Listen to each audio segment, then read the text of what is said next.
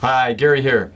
I've been running for, I can't tell you, a long time, 4 decades. And it used to be that when I would shop for running shoes, the higher price were the better quality shoes. And it was a pretty good gauge to go by if I was, preparing for marathons and other things.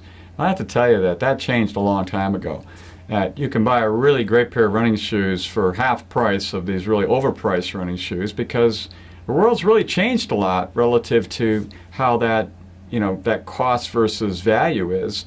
And so it's really about not spending more, but spending smartly on what you want to consume.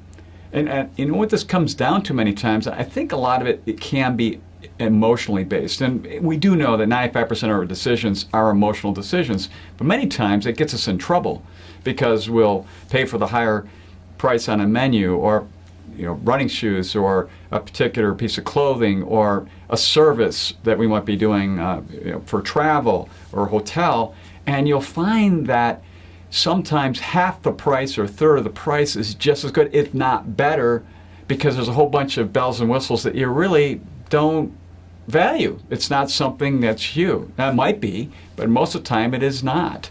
And so being smart about how you go about consuming out there, and it's just little things in lots of areas, and many times you got to do a little bit of research and figure it out, but a lot of times you got to know yourself and what you really value, because I know somebody would hate to buy a $50 meal, but they would buy a $50 ticket to an event. They'd watch a baseball game or football game or something, and so we all have a little different view as far as money is concerned, but we do all consume very similar things.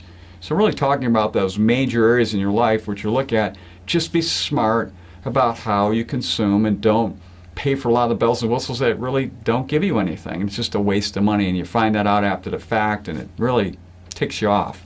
You wish you didn't go down that road. And it's just being more attentive and more intentional about how you spend your money. So until next time, enjoy.